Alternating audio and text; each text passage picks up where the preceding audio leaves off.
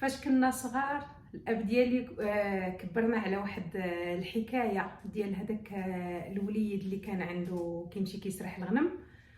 وكان كل مره كيجي عند القبيله ديالو كيغوت وكيقول لهم راه الديب جا كياكل لي الغنم ديالي.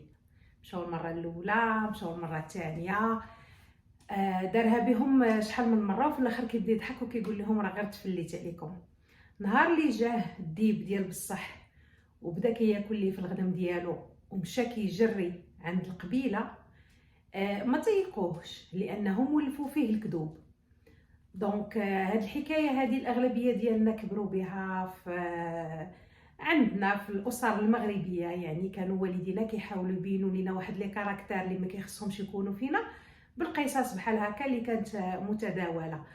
فكنتعلموا بان ما كيخصناش نكذبوا، وإلا كذبنا ما كيخصناش نولفوا العاده ديال الكذوب، حيتاش كيولي الانسان ملي كيكذب وكيعيق به الاخر بانه كيكذب وهو كيستمر في الكذب ديالو وعند بالو بان الانسان الاخر ما عايقش به.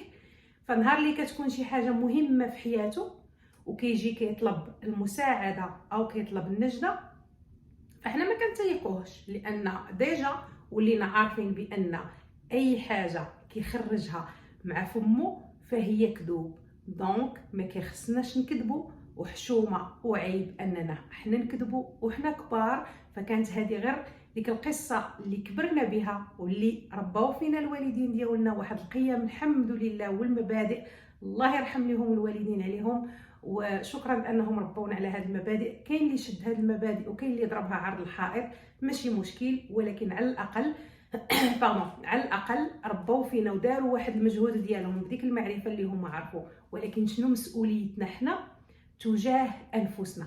الى لقينا راسنا حنا باننا حنا ولينا واحد الكذابين، ولينا كنحلوا فمنا كنحلوه بالكذوب، ولينا كنحطوا راسنا في موقف الشك لان هذاك الانسان اللي قدامنا ما متيقناش.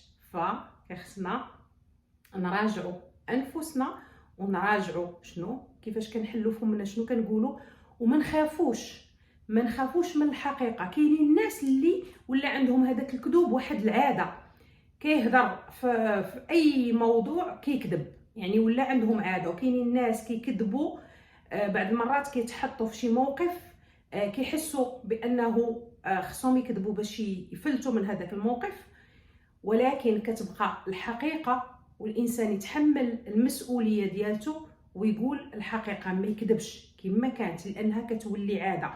قد ما ولفنا اننا كنقولوا الحقيقه، قد ما اننا كنبعدوا على بزاف د الحوايج اللي كطيحنا في الكذوب.